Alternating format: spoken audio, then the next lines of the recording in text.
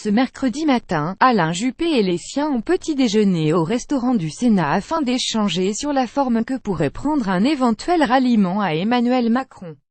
Une vingtaine de fidèles du maire de Bordeaux étaient présents au Palais du Luxembourg, des membres de sa campagne des primaires comme Fabienne Keller, Gilles Boyer, Dominique Bussereau, Christine Albanel ou Maëlle de Caland, des inspirateurs du programme comme Dominique Perben, des élus locaux comme Carl Olive, le maire de Poissy, et même des anciens juppéistes aujourd'hui estampillés du parti présidentiel LREM comme Charles Fnagel, conseiller en communication de Matignon, ou la députée Marie Guévenoux. La plupart s'étaient déjà réunis en août autour de leur idole pour les vendanges à Bordeaux. Mais contrairement à cet été, Juppé et ses proches n'ont pas critiqué Emmanuel Macron. C'est tout le contraire, ils l'ont encensé. L'ancien ministre des Affaires étrangères a dit qu'il était en phase avec l'image que Macron donnait sur la scène internationale, notamment sur la Libye et sur l'Europe, raconte au point la sénatrice Fabienne Keller, qui a organisé le petit déjeuner. Il a aussi dit sur l'école, c'est mon projet qui a été mis en place, poursuit l'élu du Grand Est. Du Juppé dans le texte.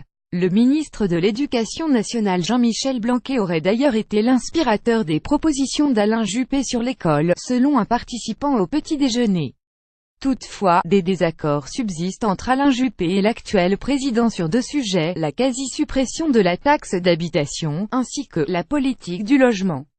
Les juppéistes ont également répété leurs critiques à l'égard de partis les Républicains qui, sous l'influence de Laurent Wauquiez, se droitisent et flirtent un peu trop avec l'extrême droite.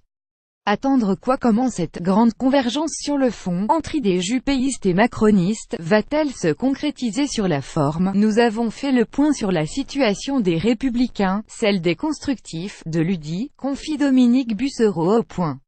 Mais l'élu assure qu'il n'a pas eu de prise de position commune, car il y avait des gens de différentes sensibilités autour de la table. Il est urgent d'attendre, a demandé Alain Juppé. Attendre quoi? L'ancien président de l'UMP souhaite laisser passer l'adoubement de Laurent Wauquiez à la tête des Républicains, ainsi que l'émergence imminente d'Agir, le parti né des constructifs, pour se positionner.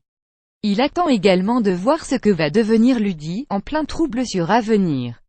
On a fait le constat que la recomposition politique était loin d'être achevée, prévient Fabienne Keller, qui précise que ce genre de réunion aura vocation à se répéter.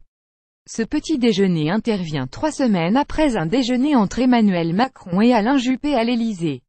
Une rencontre qui avait eu lieu quelques jours avant un appel du pied public du maire de Bordeaux au président. Juppé avait fait la proposition de bâtir un « grand mouvement central » avec le chef de l'État aux européennes de 2019.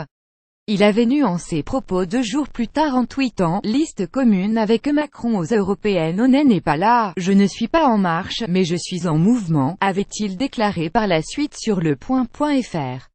Même si les ébats n'ont qu'au stade préliminaire, l'idylle semble bien en marche.